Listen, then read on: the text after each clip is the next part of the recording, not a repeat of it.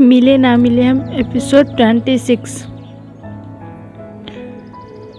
सुबह सवेरे ही गोविंद सिंह अपने पूरे परिवार यानी उनकी पत्नी, दोनों बेटे, दोनों बहुएं और छोटे बच्चों को लेकर अब्बापुरा आ चुके थे।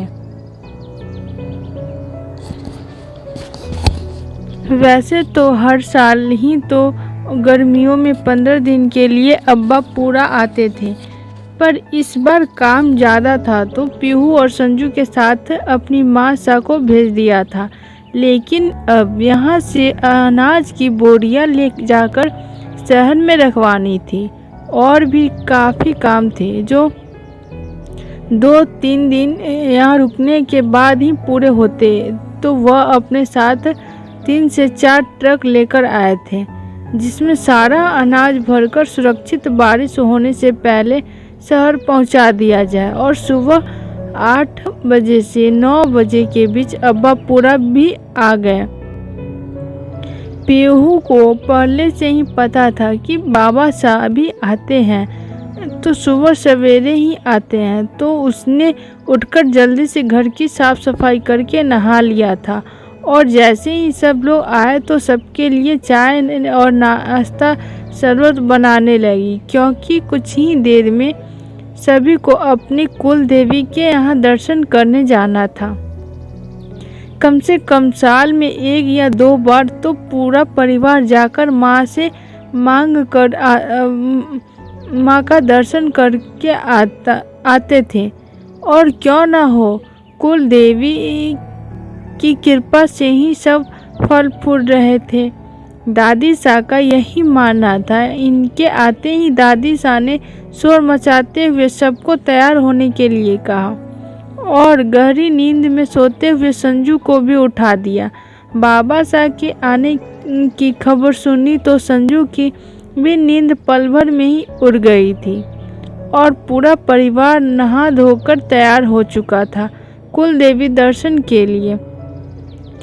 और फिर आज तो खुशी के 2 मौके थे। एक माँ के दर्शन होंगे, दूसरा पीहू के रिजल्ट की मन्नत भी पूरी हो जाएगी, क्योंकि गोविंद सिंह के परिवार में पीहू पहली ही लड़की थी जिसने ग्रेजुएशन कंप्लीट किया था और वह भी इतने अच्छे नंबरों से। गोविंद सिंह को बड़ा गर्व था। पहले पीहू के पास आए और उसकी पीठ थपथपाते हुए उसे शाबाशी दी। जब दादी सा ने देखा कि गोविंद पीहू को शाबाशी दे रहा है तो कहा, छोरा खाली शाबाशी ही देवे छोरी को कि कुछ और भी देवे की हिम्मत रखे। गोविंद सिंह माँ के पास आते हुए, माँ सा आज बड़ी खुशी का मौका है, पीहू जो मांगेगी उसे दे दूंगा। इस बार हमारी फसल भी काफ़ी अच्छी हुई है, प्रतापपुरा में व्यापार भी चोखा चला है। आज मैं बहुत खुश हूँ। तभी दादी साहब पीहू के पास गई और उसका हौसला बढ़ाते हुए कहने लगी, छोरी अब तो थारे बाबा साहब की भी अनुमति मिल गई है, तुझे कुछ भी मांगने के लिए तो कल वाली बात अपने बापू सा को बता दे, फिर देखे कितना अपने वचन का पक्का है थारा बाबू सा। पीहू एक एक कदम बढ़ाते हुए अपने बाबा सा के पास जा रही थी। उसके होठों पर और उसके दिल में एक ही नाम था, अर्जुन। उसका मन कर रहा था वह सारी बातें भूलकर, सारे डर को किनारे कर के बाबू से एक ही चीज़ मांग ले, अपना अर्जुन।